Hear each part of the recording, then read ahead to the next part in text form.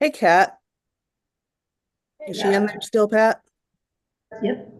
So I, can you mute the TV and use the owl because whenever one of us talks, it is diverting the camera away from Pat into the TV. Is she in there still, Pat? yep. So can you? Sorry. Okay, there we go.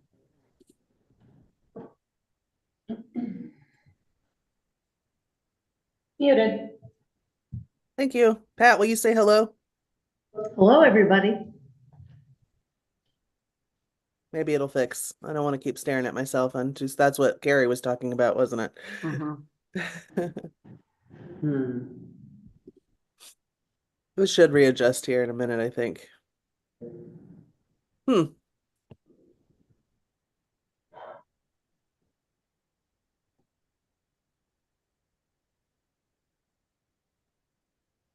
Yeah, everything's normal. Hey. Just stand next to Pat and talk loudly for a minute. It'll follow Uh, you. but I thought there wasn't supposed to be any public comment in this meeting.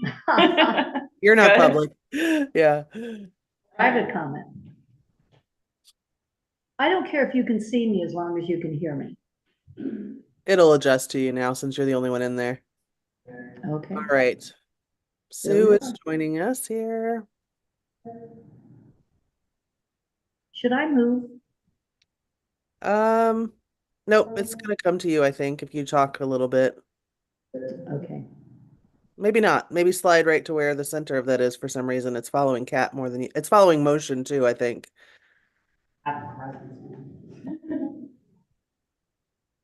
Better? Yeah. Okay. Okay. Hi, Sue. Hi, Julie. Hi, Pat. Good morning.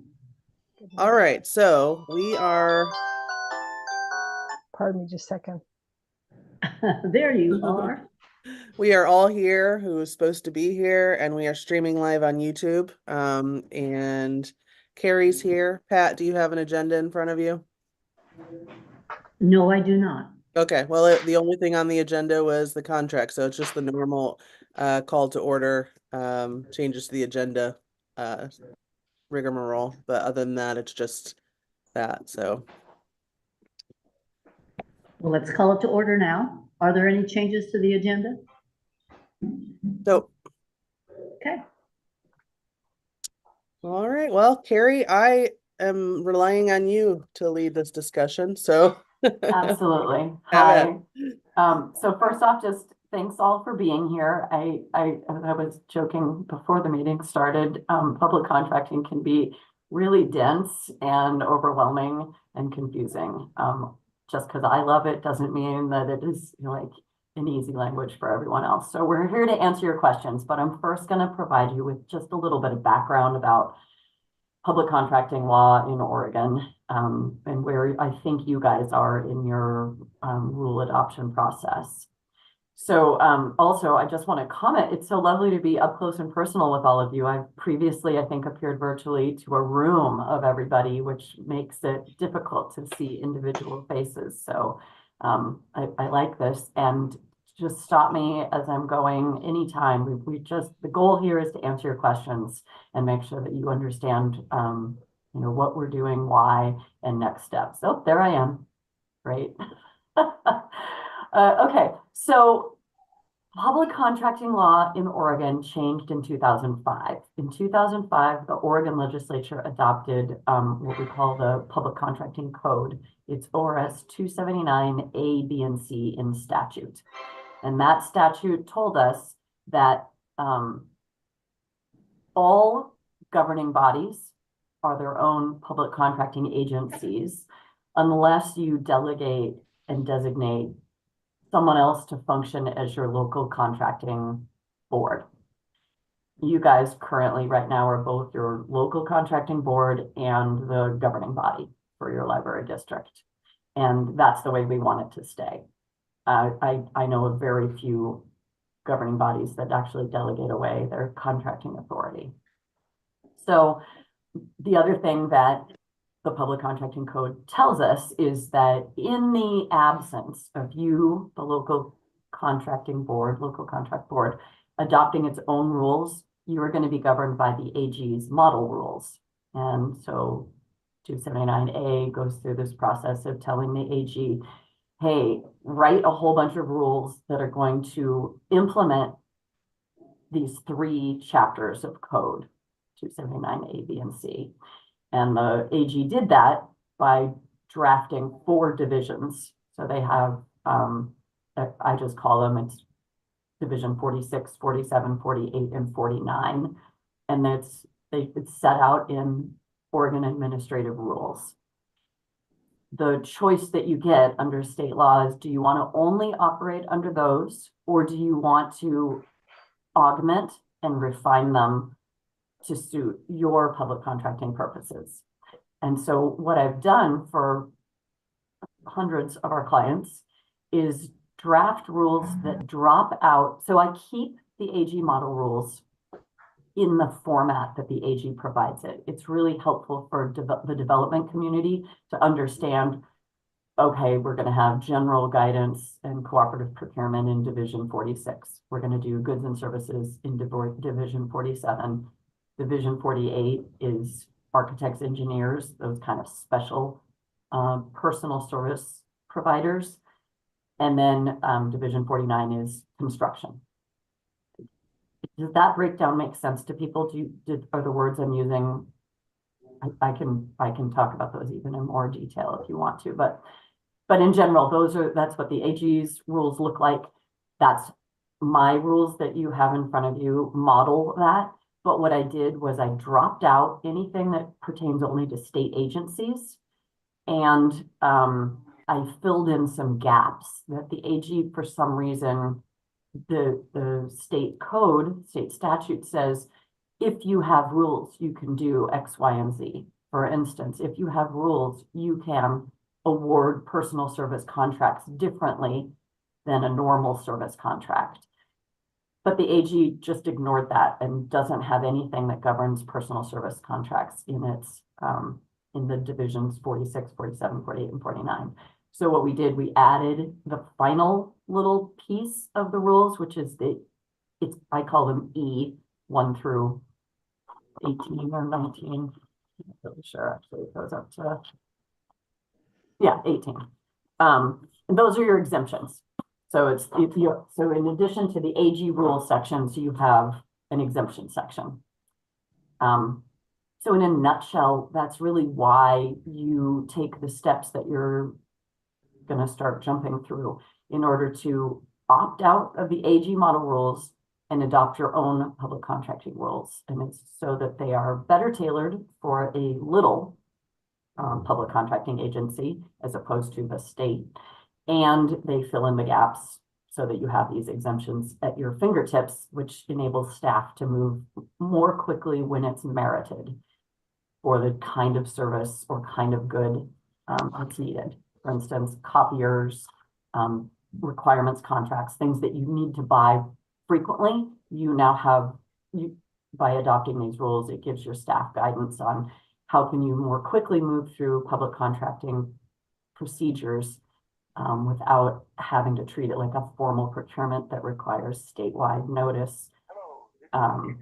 And, you'll do that when merited and when required by the rules, but you have these tailored exemptions to allow you to move quickly when needed. So that's what we wanted Hi, to cover David, was. Sue. I just sent you a text and an email. Scott Sanders is trying to connect with us. I presume it's about the door for 724A. Hey, Sue, you're not Saying I'm muted. in the library board meeting till noon. Bye. Sue, we can hear you. You couldn't hear us. Sue, we could hear you. You're not muted. I don't know. How do I mute myself? On the screen, there's a little, on the bottom left corner is the mute. Little microphone. If you hover over it, there you go. Now you're muted. Sorry.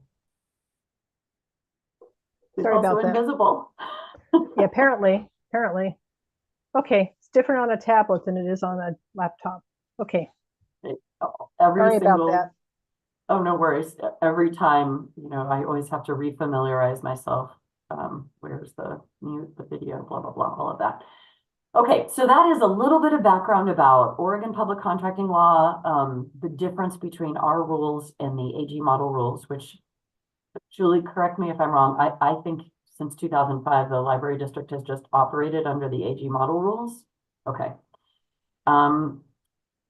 So any questions so far? Okay. Once, say you move forward and do adopt your own rules, the statute that allows you to opt out of the AG rules and adopt your own rules also says that you will review the AG rules if and when they're updated, when they correspond with amendments in the legislation, in the Oregon Public Contracting Code. And I will do that for you. So whenever the legislature acts and changes the public contracting code, sometimes I get out in front of the AG because they are backed up and sometimes they don't modify the rules quickly enough to have them modified it before the legislation goes into effect. And so I just do that review process. I periodically provide updated rules. You just happen to be jumping in on our 2023 rule update that accommodates changes that went into effect January 1st of 2024. But say this short session, say they make a tweak, I will take a look at our rules and decide, do we need to change the rules to accommodate that change in the legislation? There's been a handful of times when I looked and I said, no, I don't care, we don't care, but at least you've checked the box and you have checked to make sure that your rules still reflect state law. And so I then send out a little notice that just says, I checked, no updates needed. Or, oh, we now have a new packet available. Here's the adoption process. And normally when an entity we just have a flat fee. So, the drafting and walking Julie through the adoption process, creating the notices, et cetera, is all part of that flat fee. This training is billed separately, but a lot falls into that flat fee. But anyway, once you pay the original, whatever it is, I think it's 700, somewhere around 700, then the updates drop down and we usually provide them. I think this year it's like $95 for anybody who had the rules in place before. So I'm doing that checking for you free of charge. And then the updates are available again for a lower flat fee as long as, and the goal there is to keep you up to date. I just want your rules to reflect state law. And so I want to make it cost effective. So the next little leap is into what does the adoption process look like? But I'm happy to talk more about the various sections of the rules that I assume you've all looked at. One of the nice things about library boards is you guys aren't intimidated by reading. So you probably have a higher level of familiarity with the rules than many of the other boards I speak with. Okay. How often are those changes done in the course of a year, say? Oh, in 1 year, there will be no more changes. It's just when the legislature meets. So, they're meeting now. I don't think that public contracting is on that list of priorities. They're looking at housing and drugs. Those are the two areas of priorities for this legislative session. But then come the longer legislative session, if they've received complaints from contractors, or if the League of Oregon Cities or SDAO is saying there's this provision in public contracting law that doesn't work for us, the legislature might look at it. So every 2 years there's a possibility that the rules will change. And it falls between 2 to 4 years is when I update my rules. Sometimes, like we had 22 and 23 that there were updates. So I can't predict what they're going to do, but I try to stay up to date. Okay. Yeah. And let me tell you, the AG doesn't change its rules unless the legislature tells them to. So everything's triggered by the legislature. So I provided you with the letter is dated October 12th, 2023, that went over the changes reflected in this year's updates, the 2023 updates. And for example, the kinds of changes that I think are really critical for you all are the changes in the thresholds. So for example, goods and services and public improvement contracts previously were at a $10,000 threshold. Under contracts of no more than 10,000, you could directly award. That just bumped up to 25,000. And so we want your staff to have the flexibility to be able to directly award those contracts when you don't need to spend the time and money associated with some kind of procurement process. So that's the most important change that is reflected in these 2023 rules. So I'm moving on through that, and we do call out the spending authority under our, let me rephrase that. Spending authority is not addressed by our rules. I am assuming that your board has delegated to Julie and other staff various levels of spending authority that they get to procure and sign contracts before they come to you.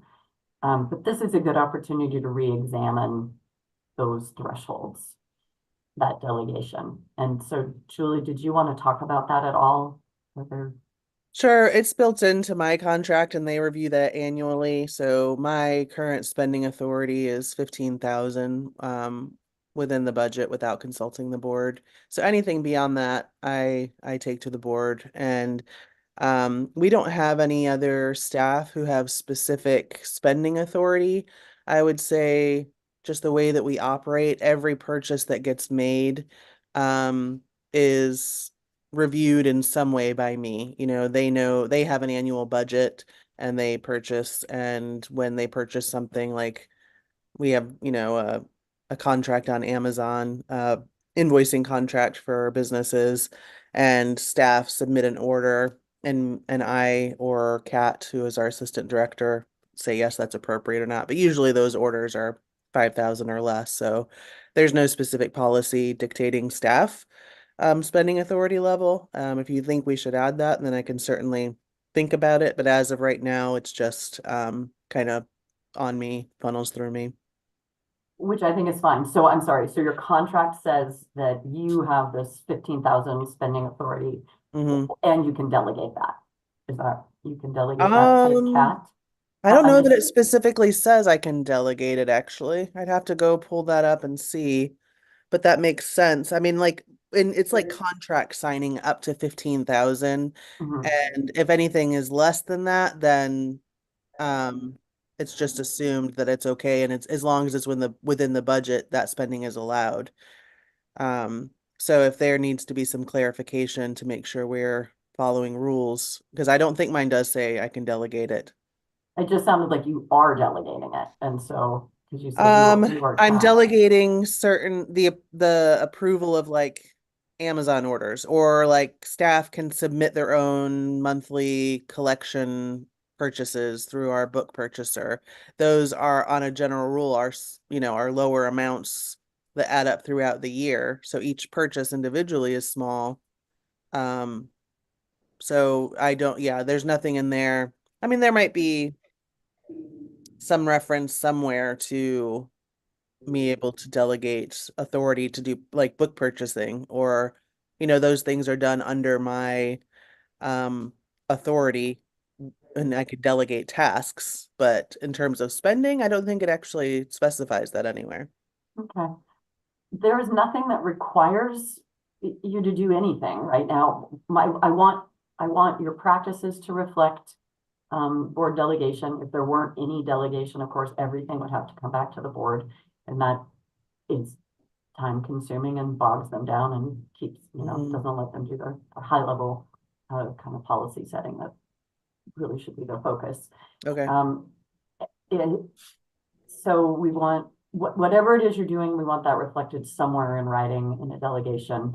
And then it might also be good, it's just an opportunity, since the rules are going to 25,000, if it's desirable by the board to set yours your spending level authority at the 25,000 level. That makes sense because anything under that is, can be directly awarded.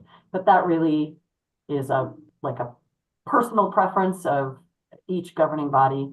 And we don't need to talk about it now. I just kind of wanted to put a pin in it if you wanted to circle back later. Okay. I'll And of make a course- note of that, and then I'll certainly look at, like, we have internal controls processes that kind of dictate who all is looking at spending and double checking. And so I think we're covered there, but yeah, that's something certainly for me to think about and review. And if I have questions, I'll let you know. Okay, and we can provide policies if you wanted to, move it out of the contract and put it into a, just a standing operational policy. Okay.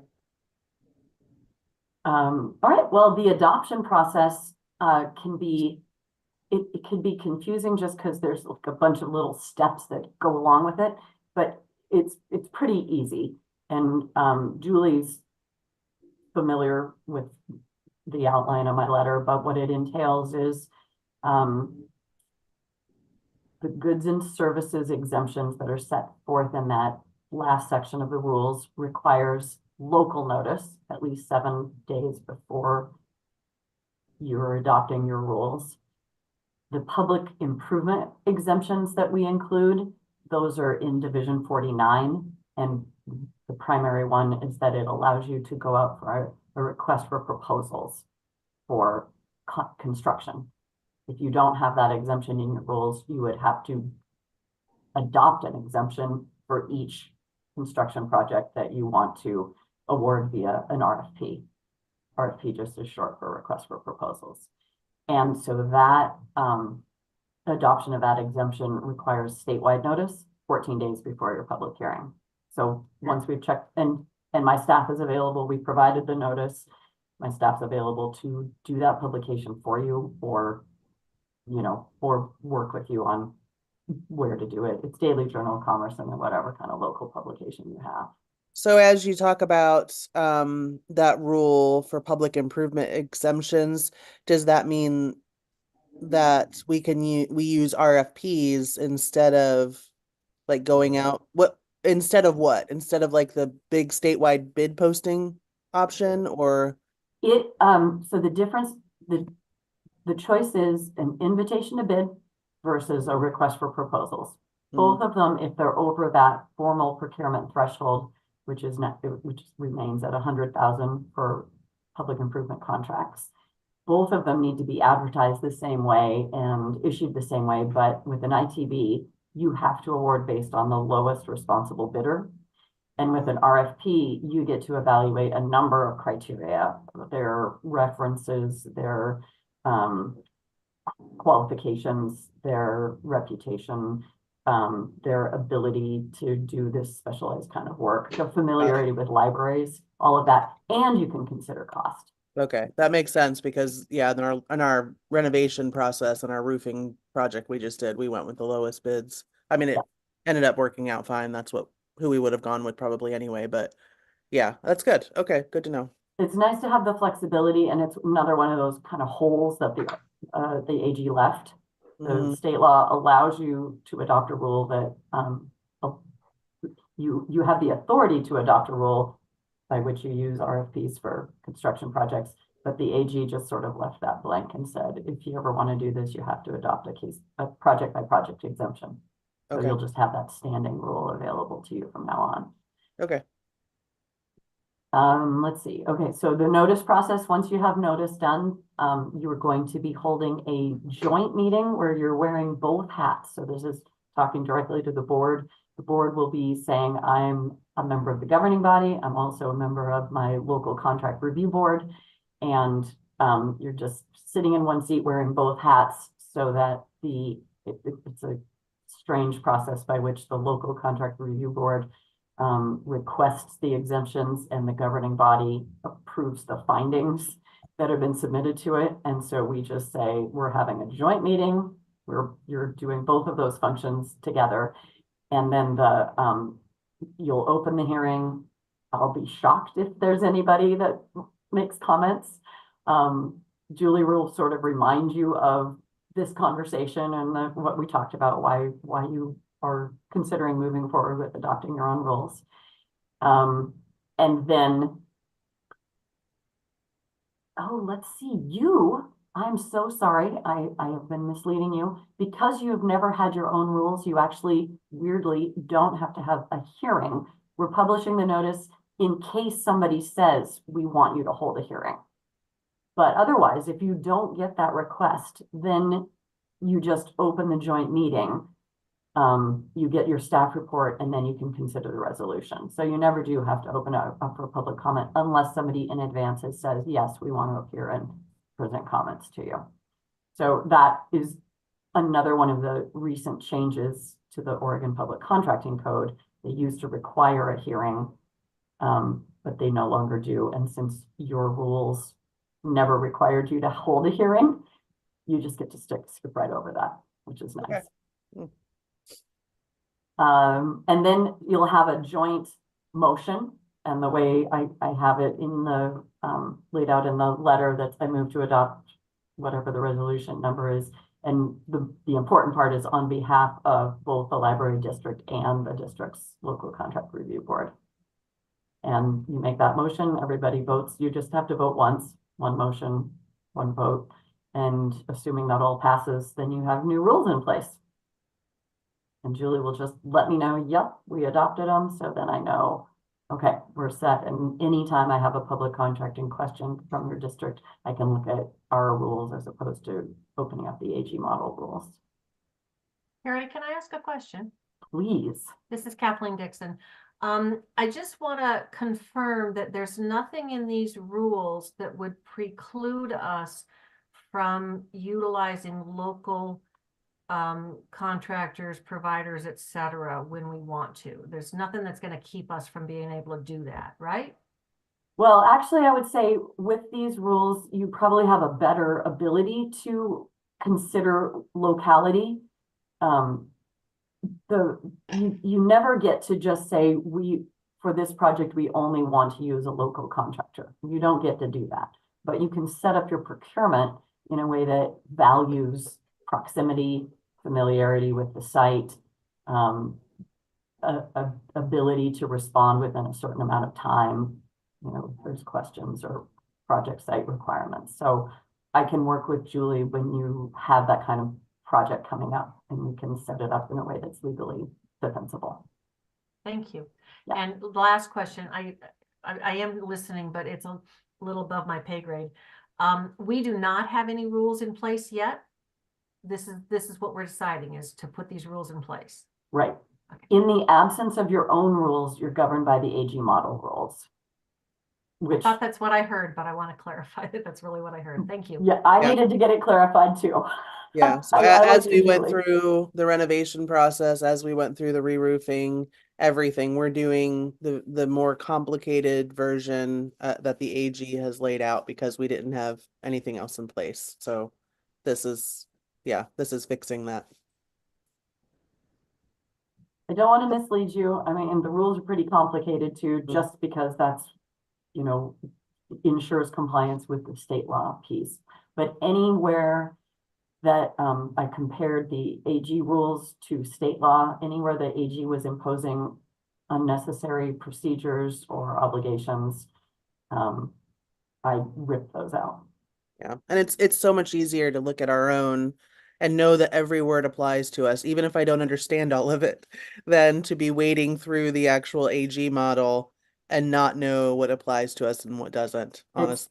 Yeah, because there are whole rules that you Mhm. could read and you're like, really, we need to do that? And then like somewhere else it says, oh, that only applies to to state agencies. Right.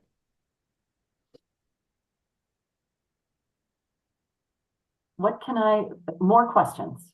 I think we've gotten to the question and answer portion of our presentation.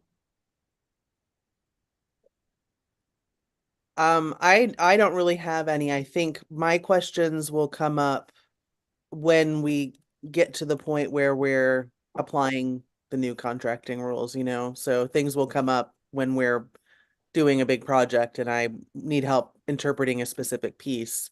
But I'm good now. I've waded through all of the AG rules before, so this is just a little more clarity for me. So it's really up to if the board has any questions or if they saw anything that they were unsure of. On that piece, I do want to reassure you that having my rules in place will facilitate my responses to Julie. So when she has those questions, I pretty much know my rules inside and out because I wrote them, as opposed to I have to bring up the AG rules to see where they differ. Mhm. One of the questions I know that Julie and I had is that when you get to the point of that, the meeting at which you're considering adopting the rules, do you want me available? I think Julie's capable to walk you through that process, but we discussed that I either could be available just to answer questions or I could actually appear. And that was a question we had for the board, depending on your familiarity and comfort level based on this conversation. I My think- my input might be that if anyone requests a hearing, that it might be a good idea to have you there virtually, at least if a question comes up that we're unable to answer. But I'm not sure that that will end up being necessary. But either way, I think I could still manage it and we can still, you know, yeah. So it's up to the board, obviously.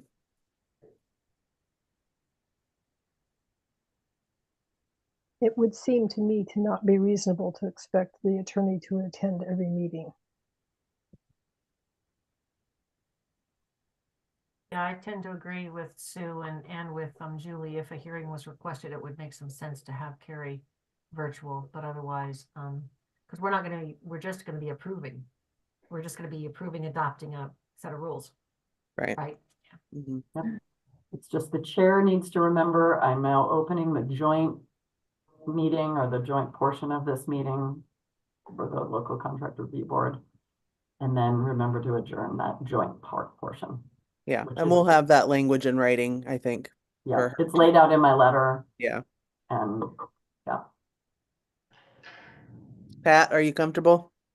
I'm comfortable. Yeah, thank you very much. This has been very informative. I appreciate your comments. Absolutely. And I'm confident that Julie understands what you're talking about. Even if we have some questions, we can buzz them over to her. And that's, between now and that meeting, if you do have questions, send them to Julie and we can vet them together so we can make sure to have answers in advance.